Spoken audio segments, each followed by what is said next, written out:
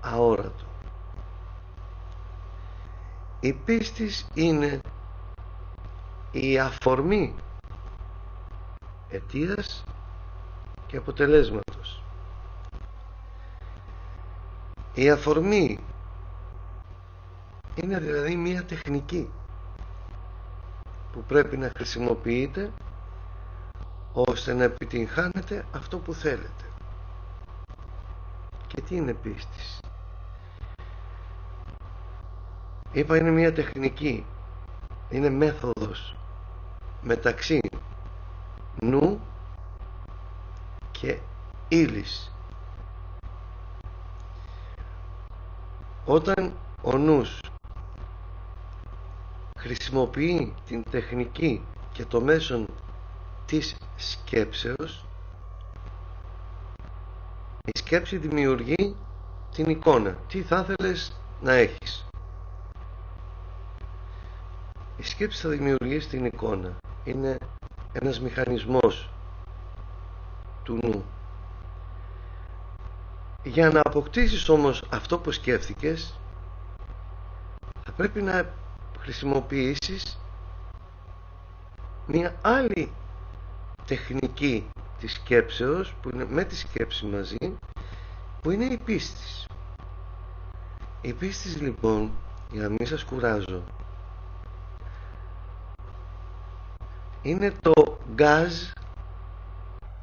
στο αυτοκίνητο. Σε εσάς, σε εμάς, είναι η θέληση. Η άλλη όψη της πίστεως είναι το θέλω, η θέληση. Θέλουμε να πάμε στο αεροδρόμιο. Ο δρόμος είναι ανοιχτός και θέλω να πάω σε 15 λεπτά.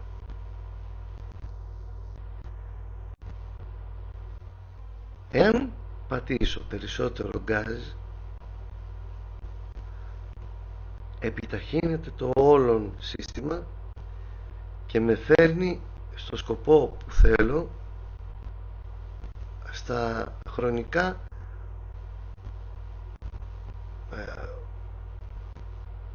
δυναμικά τα οποία ήθελα, 15 λεπτά.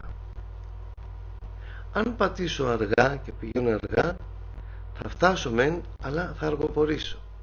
Η ικανοποίηση της όλης καταστάσεως είναι να φτάσω γρήγορα. Στον παράγοντα λοιπόν αυτοκίνητο, αιτία, αποτέλεσμα, σκοπός, αιτία, σκοπός, είναι το γκάζ. Όσο πιο γρήγορα επιταχύνω το όχημα, τόσο πιο γρήγορα αυτό θα με μεταφέρει εκεί που θέλω. Όσο πιο γρήγορα βάλω θέληση σε κάτι, ό,τι και να είναι αυτό, χωρίς να σκεφτώ και αν δεν πετύχει και αν δεν κάνει, άμα βάλω την υπόθεση αν και εκείνο το αν το άλλο, είσαστε αργοί στο πάτημα του γκαζιού. Δεν θα σκεφτείτε ποτέ αρνητικά. Ποτέ δεν πανάνε τα χίλια μύρια εμπόδια. Εσείς θα σκέπτεστε μόνον το θετικό αποτέλεσμα. Αν λοιπόν χρησιμοποιήσετε την ταχύτητα, πίστη σε ό,τι θελήσετε, το αποτέλεσμα επιταχύνεται και επιτυγχάνεται. Όταν δεν βάλετε πίστη σε αυτό που αιτείστε και πιστεύετε, καθυστερεί πάρα πολύ. Γι' αυτό όσες δυσκολίες και να υπάρχουν, το πιο απίθανο πράγμα, αυτό που έλεγε ο Χριστός, αν έχετε λίγη πίστη και πείτε στο βουνό να κινηθεί, τόση πίστη ως ένας κόκκος συνάπεως, τόσο λίγο δηλαδή, αλλά αληθινό, αυτό είναι ικανό να διασπάσει σύμπαντα και να μετακινήσει εντολές και νόμους. Δεν παίζει ρόλο το μέγεθος, παίζει ρόλο η ποιότητα. Θα μπορείτε να πείτε στο βουνό να κινηθεί και θα κινηθεί το βουνό. Και όντως γίνεται αυτό. Άρα λοιπόν, όπως και να είναι η κατάσταση σε μια Ελλάδα, παραδείγματος χάρη, εάν 10 άνθρωποι με ισχυρή πίστη και θέληση συνεννοηθούν και εργάζονται κάποιες ώρες το 24ωρο, μπορούν να ανατρέψουν τα πάντα. Μπορούν να ανατρέψουν τα πάντα. Και πύραυλοι να σηκωθούν, διυπηρωτικοί, να χτυπήσουν μια άλλη χώρα. Εάν αυτή η ομάδα των 10 ανθρώπων συγκεντρωθεί, μπορούν να σταματήσουν οι πύραυλοι ή να εκραγούν στον αέρα ή να εξαφανιστούν ή να μην εκραγούν ποτέ. Είναι κάποια πράγματα που επειδή είναι δυνατά να γίνουν, είναι αδύνατο να τα πιστέψετε.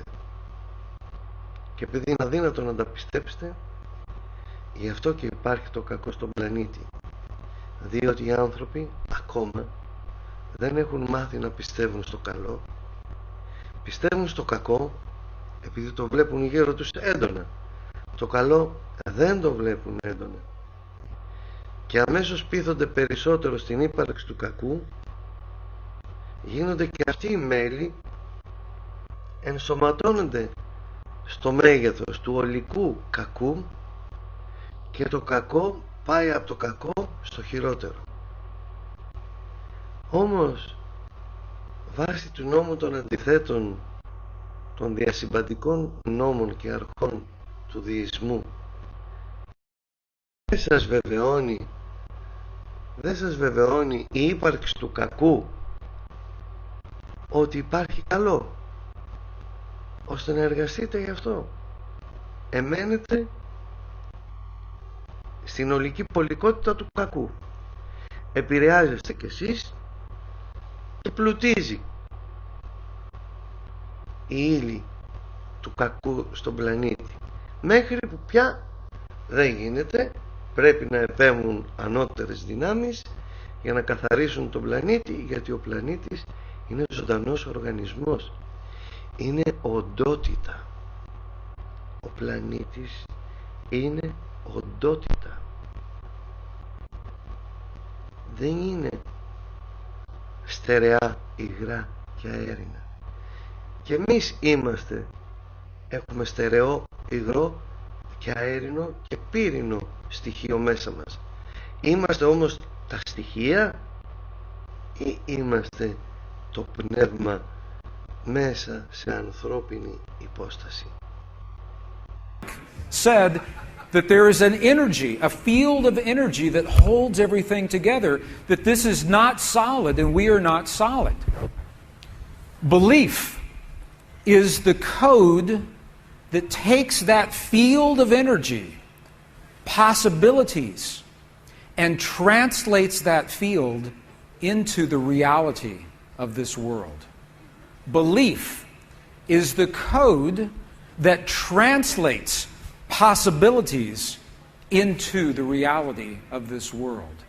Here's what scientists say to us about the way this world works. Scientists are telling us now that in this field, all possibilities already exist in the quantum energy, in the soup of quantum possibility. All possibilities already exist. In the quantum possibilities, you are already healed. Peace has already happened. Joy is already everywhere. All of the greatest suffering, all of the greatest peace already exists in the quantum possibilities. And here's what they say happens with you and me. That with our mind, we reach in to those possibilities. We imagine our healing. We imagine the peace. We imagine our perfect relationship. We imagine the abundance in our lives with our mind.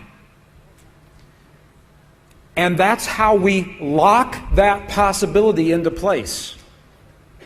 And with our heart, we give that possibility life. We breathe life into the image of our mind through the feeling in our heart and make it real in our world. Now, I'm going to share with you the science of how this happens. We have to understand what a belief is. We talk about belief. What is a belief? Belief is the marriage. It is a union of thought and emotion. Thought and emotion. And now we have to define thought and emotion. This is an image from an ancient Sanskrit text. It shows the energy centers of the body, the chakras. I know you all are familiar with chakras. They say that thought happens in the upper chakras, right here. This is thought. This is where we imagine the quantum possibility. The emotion happens in the creative center, in the lower chakras. This is emotion. And they say our emotions are only two: love and fear. Love and the opposite of love. So when we think a thought in our mind, we fuel that thought. We give our thought life through the love or the fear that we place into the thought. And when we do that, we create a feeling. And now we have a definition for feeling. Feeling is the union, the marriage of emotion and thought. What we think of a possibility and our love or our fear of that thought. Does that make sense? Is that good? This is important because we're going to use this. Does this make sense? Okay? What is the one energy center in the body that does not have the circle? What is the one center that we have not talked about here? Precisely, the heart. Feeling happens in our heart. Feeling doesn't happen in the mind. Feeling doesn't happen in the lower, well, a little bit, but not much in the lower centers. Feeling happens in our heart. Feeling and belief are connected. Feeling and belief. So in our hearts, we have hate, sadness, joy, compassion. These are feelings. These are not emotions. To have hate, sadness, joy, compassion, we must have a thought and then the love or the fear for that thought that creates these feelings. So now we have a definition of feeling. Feeling is the union of thought and emotion. You're going to see this in a 2,000-year-old text this afternoon. Exactly the same thing. So our belief translates the quantum possibilities that we imagine into the physical reality of our world.